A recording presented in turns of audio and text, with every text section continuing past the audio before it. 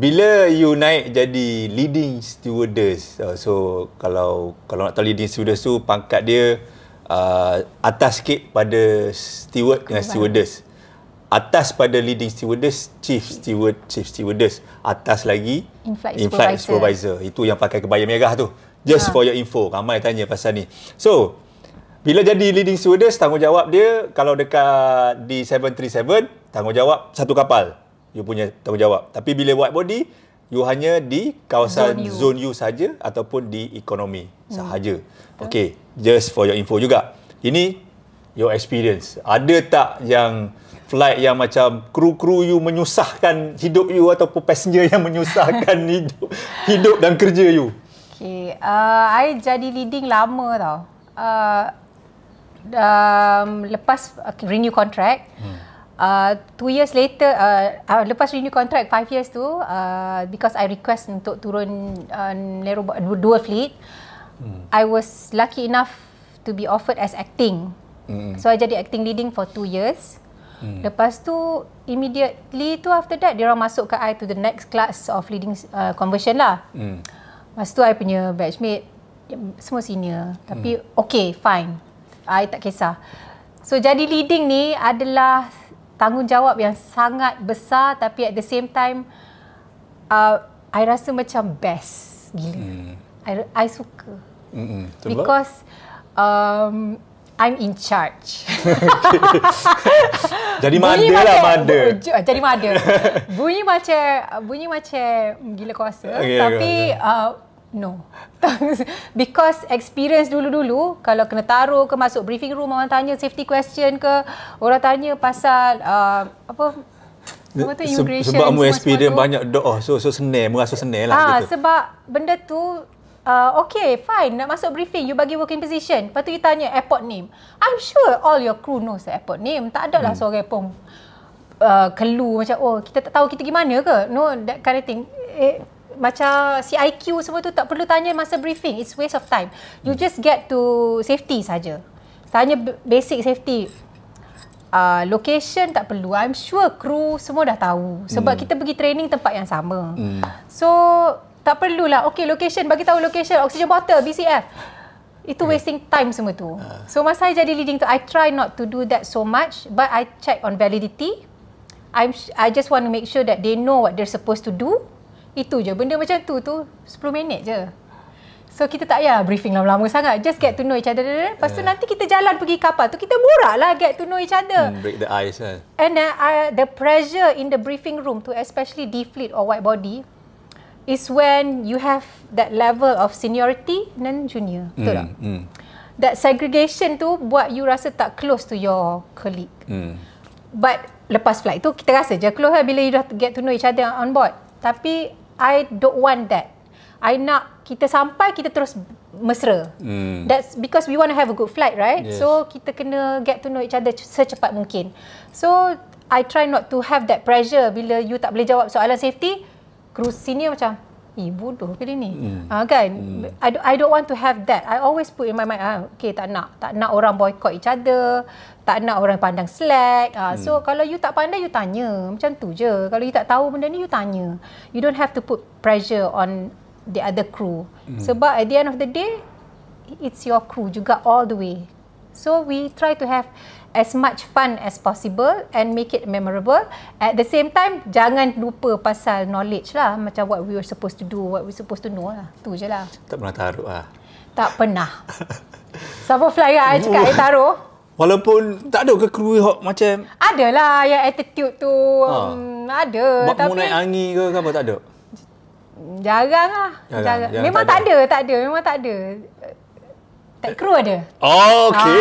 Tech crew ni orang tak tahu. Leading stewardess dia kena attend tech crew juga. Banyak tech crew ni pilot lah, dua-dua orang tu kat dalam tu. Berapa minit lagi? Dah 30 minit. Berapa? Dah 30. 30 ah? Kat jap. Okey, pasal yang tech crew selain leading stewardess nak kena jaga, tech crew adalah orang yang dia kena jaga selain daripada penumpang dan juga anak-anak kapal dia sendiri. So, macam mana you jaga macam mana tu? Istilah jaga tu. Jagalah. Dulu I okey je lah. Macam masa kru biasa tu kita ikut je lah cakap leading lah. Leading suruh buat air, kita buat air macam tu. Buat air. Buat air. Kalau long flight dengan, kena first officer nak makan, kita serve diorang. Itu je lah. Layan borak, nak suar khabar, nak ni, nak tu. Okay. Bila dah jadi leading ni, you direct dengan captain, you direct dengan first officer. So, ada yang baik-baik. Ada captain yang masuk, tanya safety question. Oh, tanya? Tanya I. Tanya I dulu. Macam, okay, do you know this, can I have the GD? Then they start, okay, can I have the VR now? Then they start tanyalah, siapa paling senior? Okay, if I don't want this crew in front, can you swap? Benda-benda macam tu, it's not up to him sebenarnya. Macam swap kru, dia tak suka muka, dia tak suka steward kerja depan, dia nak stewardess kerja depan. Okay, benda-benda macam tu, to me it's not up to him. And then safety question macam benda-benda tu, okay lah, dia nak tanya, dia rasa dia perlu tanya, then fine, kita jawab. Tapi yang banyak songeh macam, I tak nak minum air dalam gelas ni, I nak ni macam okay. Ada juga menaikkan darah juga sikit. Tapi itulah orang kata dulu kan, I bagi tahu you honestly lah, I tak apa suka tag crew. Okay. I rasa macam diorang kahwin tag crew lah. Itulah. Dulu sebelum kahwin dengan tag crew. Okay. Tengok royak ni. Betul. I rasa macam diorang annoying. Macam kau adalah gaji banyak. Lepas tu kau macam duduk dekat night stop, bilik best. I always say that to myself. Kau gaji banyak. Lepas tu kat dalam flight pun kau nak makan macam-macam. You know, tapi sebab tak berapa suka tu lah, Tuhan jodohkan dengan tag crew. Selalu macam tu lah. Kan? Macam annoyed. Mendapat kau. Allah. Ada jugalah seorang captain yang baik. Tapi lepas tu faham lah. Lepas kahwin dengan dia faham lah. Faham dia lah. Faham dia lah. Tak faham lah. Tapi perangai ada masing-masing lah. Ada perangai masing-masing. Ada kapten yang baik gila. Ada sangat-sangat baik. Tak boleh nak cakap baik. Ada juga yang tak berapa nak baik. So, perangai manusia lah. Macam kru juga. Tapi to me, kru, kalau perangai tu, it's biasa. Either you boleh jadi bici dengan dia atau you buat kawan dengan dia. Kalau dia tak ada kawan dengan you, tak apa. It's okay. You dah fly dengan selebriti konon, selebriti Harum Umbrella. Ada lagi kan Sherry Ibrahim ke, Faizal Hilal ke, Nazim ke? Faizal Hilal tak pernah. Nazim ke? Pernah. Nazim pernah? Tapi Nazim masa tu bukan nama Nazim. Tak ingat nama dia apa. Nama betul tak ingat. Tapi Danny X Factor, Anwar Zain ke? Azam For You To See. Oh. Anwar Zain masa dia leading. Masa tu dia tak famous lagi. Dia rambut pendek. Tapi tahulah kan play card dia tu. Tahulah dia Anwar Zain, tapi nama dalam VR kan Syarul. Dengar dia bici tu. Tak lah. Tak. No lah, dia selembut-lembut manusia. Macam dia very soft spoken. Dia strict, dia firm. Jangan cakap banyak masa take off landing. Jangan tu no. Tak. Dia jenis yang very firm, very nice guy. Tapi dia buat hal dia lah. Dia tak ada macam jom pergi lepak ke apa no. Dia tak ada karaoke. Dia ada karaoke. Oh, okey, karaoke mana? Kita kena stop Penang masa tu. Okey. Dia karaoke. I ingat dia ni penyanyi budak-budak ni, masa budak kot suara dia dia sedap. lah. Tapi bila dia masuk karaoke, suara dia sedap. Kan? R&B tu kan? Lepas tu tak sangka lah pula lepas pada tu dia akan famous balik kan. Ingatkan okey lah, dia punya Anwar and Elina punya time tu dah over. Tiba-tiba masa tu dia smart gila. Dengan rambut pendek dia, dengan kurus dia. Okey lah, macam very good looking lah. Tapi dia tak friendly sangat lah. Dia tak adalah over friendly. Dia friendly tapi dia tak over friendly. Dia jaga gap dia as a leading kau. As a leading, Dia jaga gap dia as a leading. Dia bawa, dia punya, he carry himself very well. Dia very ni lah. Macam dia sekarang lah. I tak tahu lah. I don't know him personally. Tapi bila lepas a few years, I tengok dia, wow. Okay, Anwar Zain is someone else dah. Jadi orang lain dah. Macam, different. Ni Kak Maria Teguh Sabri ke pernah? Tak pernah? Tak, tapi I pernah jadi passenger dalam flight dia. Itu je lah. Itu je lah. Dengan Nazim? Nazim pergi mana? Masa zaman-zaman kita orang dua ada night stop Tawau dengan Sandakan. I don't think dia ingat pun. It was just one single night stop. And then I pun tak ada lepak dengan dia lah. Tapi fly dengan dia lah. Sebab masa I tengok dia dah jadi pelakon tu macam, dia ni bukan nama Nazim. Tak ingat nama dia macam Yalah. pelik-pelik sikit lah. Macam Tapi unik. Anwar Zain Syahrul. Anwar Zain dalam masa kita sign in tu Syahrul Anwar bin Zain. So macam tak tahulah kan siapa dia ni. Macam Danny X Factor dan Dania. Kardani. Siapa pula ni? Oh, fly dengan Danny memang letih. Speaking Jerman je lah. Speaking Jerman all the way. Macam dengan mu lah. Aku kecek Jerman sokmo. Tapi it's Air Klater. Danny tu sebab dia handsome. Dia budak and dia handsome. So, letih lah. Letih lah sebab semua macam, Danny. Masa tu X Factor still famous. Yeah. Tapi tak ada lagu lagi lah. So macam dia tengah-tengah famous. Dia tengah famous dia join tu. So letih juga. Danny nak Danny boleh tak nyanyi? Danny tak letih fly dengan dia. Dia Tony Yusof itu masuk. Tony Yusof. Tony Yusof is my good friend lah. Dia baik. Sampai sekarang pun we still close. Yeah. But he's very nice lah. Sekejap je dia kerja. Dia tak tahu berapa lama tapi after that few flights kita buat trip, dia pun tak nak buat body. So after few flights kita buat tu and then kita continue jadi kawan after flight jugalah. And then apparently dia neighbour. So kita jadi lagi rapat. So okay lah sampai Lollipop we're still in touch with him. Aku pun nak interview dia. Aku dua kali je fly. Ni ada berlakon dengan dia. Tapi dia very talented lah. Cuma sekarang ni dia Tony kelakar mak tu. Kelakar. Tapi dia macam mu lah. Dia very humble. Very humble, very nice. Kalau jumpa Lenny pun dia akan still Nick Farah. Wow. Jangan panggil I Nick Farhana tau. Panggil Nick Farah sekarang. Sekarang dah tukar nama. Tapi dia baik. I'm glad he's doing well also now. Dia pun banyak berlakon. Ya. Tony Yusof. Itulah siapa lagi tak tahu dah siapa. Sherry Ibrahim. Pernah fly dengan dia. Tapi kita share room. Until now you kawan dia. Sherry Ibrahim kita kawan sampai sekarang. Kita still pergi workout together. Kita still pergi minum together. Okay lah. I really like her. Your experience dengan Sherry apa? Flying di mana? Kita nak stop mana lah masa tu. Nak stop kucing kot juga. I dengan artis kan nak stop kucing kan. Sharing apa? Share rumah. Share room. Masa tu I ingat Sherry KRU baru call dia suruh datang audition. So dia duduk borak-borak dengan I. Lepas tu I cakap kat dia, kata, I kenal Norman. Lepas tu dia kata, ya ke? You kenal kat mana? I cakap, I kenal melalui Danny. Budak Danny ni dia matchmaker. Okay. Dia kata, Kak, nak kenal dengan bos I? Siapa bos tu? Norman KRU. Okay, you keluar dating kan? Faham. So after that I kenal Norman. Dulu punya cerita. So masa tu yelah sama-sama bujang kan. So okey lah. Keluarlah sekejap dengan Norman. Okey. Itu suka punya story. Ni masuk tahun 2014. MH370, MH17. Masa tu fly lagi? Tak, I berhenti dah. Berhenti dah? I berhenti 2012. So, I memang tak fly dah lah that time. Semua kena? Yang rapat dengan you? Sedara I dalam MH370. One swipe. Dia Junaidi also a good friend. And then adalah a few tak ingat. You rasa apa? Rasa macam masa first day tu? As for me, I rasa macam nanti jumpa ni. Yeah. You rasa macam tu? Tak, masa I got to know from TV kan, from CNN, kata MH370 disappeared, bla bla bla. So I kecoh sekejap, tapi I kata sekejap itu. Tapi dah masuk jam ke-8, you dah start panic. Macam kenapa dia orang tak landing lagi kan? Because to me, kalau my husband pergi flight, before take off, I make sure dia call I. Before dia landing, first thing dia dah on chop, I nak dia text I, at least message I dah sampai. Kalau dia tak text I dalam masa 2 jam, I selalu bagi 2-3 jam, I dah start panic. I mulalah check, kenapa tak sampai lagi ni, because that's natural lah, I think.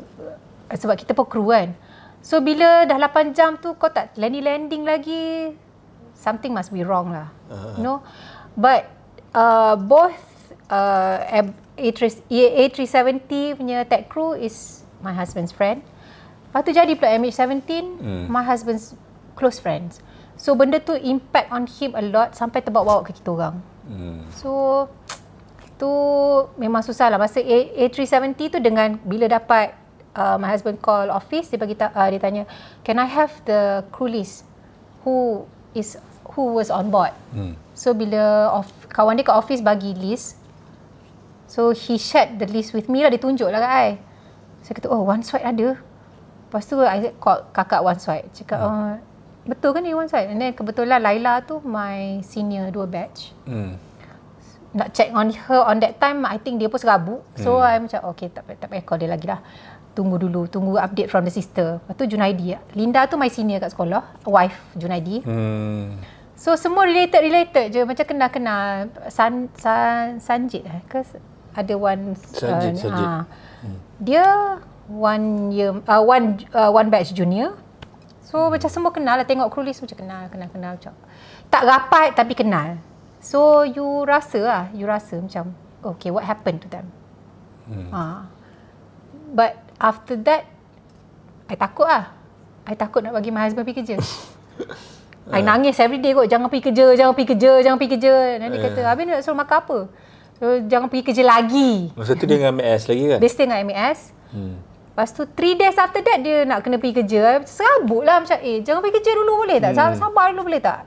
Lepas tu dia cakap, tak boleh lah, orang tengah cari kru sekarang kan. So kena pergilah. Tapi benda tu buat I stress. Bila benda tu jadi, buat I stress. Dan bila dia pergi kerja, lagi I stress. Stress gila. I takut hilang lagi. You never know because benda tu tak jumpa-jumpa. Tapi sampai sekarang tak jumpa, you redha je lah. You dah tak ada teori dah nak fikir. Yeah, even though diorang after disappearance seminggu tu pun diorang meeting among the tech crew lah. Meeting tak habis-habis. So I don't know what's the conclusion. I pun malas nak tanya dah. Kesian je lah. Okey lah, itu pasal MH17. My experience, macam I share dengan video-video I sebelum ni, masa after 2 days aku kena pergi Paris. Pergilah juga. Oh, je kat briefing room tu menang. Riz Alwi fly sekali, Riz Alwi. Berjuraian air mata lah. Memang dekat briefing room tu lain.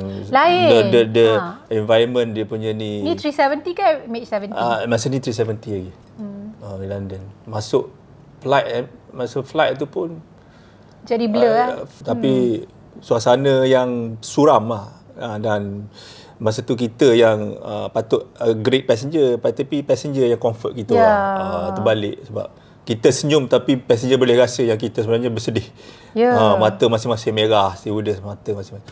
Tapi yalah, kita doa yang terbaik lah untuk arwah mereka semua. Okey. Sekarang Noni ni buat apa Noni ni? Ni tak ada buat apa. Hari-hari pun benda sama sebab my daughter hijau dah. She's working and then I work out. Pagi workout, then kalau ada order, ada buat masa MCO hari tu ada buat business online. Sebab tak tahu nak buat apa kat rumah, lockdown. So try buat nasi kerabu. So okay, masih on lagi tapi tak serancak dulu because orang dah boleh makan luar. On demand lah kira. On demand je. So kalau nak order, orang kena call. I dah tak buka order macam dulu. Monday, Tuesday, penat letih juga masak ni. Tapi now on demand only lah. Macam ada orang order in bulk, especially Hospital Putrajaya. Sangat-sangat rajin order. And then normally hospital lah dia bagi, ada doktor yang akan sponsor staff-staff dia. Baik lah dia. So I just take on demand je lah. Okay. Ni letak nombor nanti kalau siapa nak nasi kerabu tu sedap. Nasi kerabu. Memang orang Kelantan, untuk orang Kelantan buat. Orang Kelantan ori. Inilah sebelum kita tutup kedai. Kepada adik-adik lah, rasa mungkin kita punya aviation after COVID ni, aviation kita kembali pulih.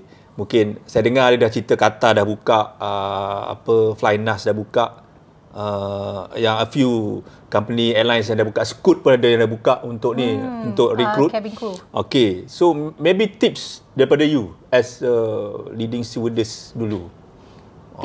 Tips. Apa kriteria yang at least kena ada lah? Kena pleasant looking. Okay, you tak payah cantik meletup sangat. Tapi you kena kemas. You kena pleasant looking lah. Your dressing. Makeup tak payah tebal sangat sebenarnya nak pergi interview ni. Kan setengah-setengah orang makeup tebal because dia as though dia nak pergi flight dah. Padahal tak payah pun. Just sebab dia nak tengok you punya personality actually. Itu yang penting. Your personality tu. The more bubbly you are, the more... Because cabin crew ni, dia greet orang. So, kalau you tak bubbly, you tak cheerful, you tarik muka masam, susah. So, your personality tu has to be very sincere. Maknanya, kena senyum all the time. And then, bubbly. Be very bubbly. Be yourself. At the same time, try to show that you are very interested in this. Betul. Betul, ibarat macam korang tengok satu rancangan TV yang ada pengacara. Bila pengacara tu rasa macam sombong, korang akan rasa macam apa hal dia ni? You kena dapat pengacara yang happy-happy macam Nabil kan. Korang pun rasa macam dekat, nak seronok macam tu. Macam itulah kita nak jadi pramugari nak kena macam tu. Bila orang masuk kapal, bestnya dia ni, happy je. Macam tu. Jangan tarik muka. Masa interview pun tak boleh tarik muka. Kalau tak boleh jawab, I'm sorry. Cakap sorry, thank you tu memang kena ringan. Daripada mulut tu. Bukan dekat airline aja. I think everywhere in the service industry pun, kalau you mana-mana pun you kena ringan mulut, cakap thank you, cakap sorry. Macam tu, betul tak? Betul. Lagi ni pasal ada setengah tu rabun lah, Bezarul rabun lah, pada parut lah. Parut tu tak boleh tolong. Dan depend jugalah kalau parut dekat besar-besar nampak. Macam steward lain kan, dia tak nampak ni. Tapi stewardess tu masa dulu dia cek kaki dengan cek lengan. Sebab kita punya kain kebaya tu kan, bila kita jalan dia terbuka sikit. So kalau kaki ada parut memang susah sikit lah. Lepas tu I think steward is easier lah. Parut kalau kat muka boleh adjust. Boleh conceal. Boleh conceal, boleh adjust. Sekarang ni ada ubat for parut banyak. So ramai je yang parut campak kat muka tu, tak ada apa masalah. So okey je. Yang rabun-rabun okey je, tapi jangan tebal sangatlah. Jangan I dulu tebal kot. Tapi I buat lasik lah after that. Lasik. Okey, mungkin buat lasik pun boleh. Buat lasik is a good option lah to do lasik. Itulah. Lepas tu pleasant looking. Pleasant looking. Jangan serabut sangatlah, serabai. Datang interview tapi tak sikat rambut. Kau nak jadi steward? Aduh. Okey. Rasa dekat berapa minit kita? Oh, dah habis dekat sejam. Wow, lamanya borak. Penat aku nak edit ni. Okey, tak apa. Okey. Terima kasih pasal sudi bersama-sama aku, walaupun kita lama tak jumpa, tiba-tiba kena depan kamera. Dia kekok sebenarnya tadi. Dia cakap muak pokalo, pak kakek jerman dengan dia. Baru dia okey. Tapi okeylah. Panik lah tiba-tiba call. Okey. Sebab aku dah lama tak ada konten pasal kita banjir apa semua macam-macam. Dengan COVID apa semua lagi. Tapi alhamdulillah dapat settle untuk hari ni. Okey, semoga pengalaman dia dapat orang kata sedikit sebanyak orang kata bagi mungkin pengalaman baru pada siapa yang menonton, ataupun pengalaman yang tak pernah dengar. Macam tadi saya sendiri pun tak pernah dengar yang kematian dalam flight tu. Satu yang baru juga. Okey, terima kasih kerana menonton. Jumpa lagi di video yang akan datang. Salam.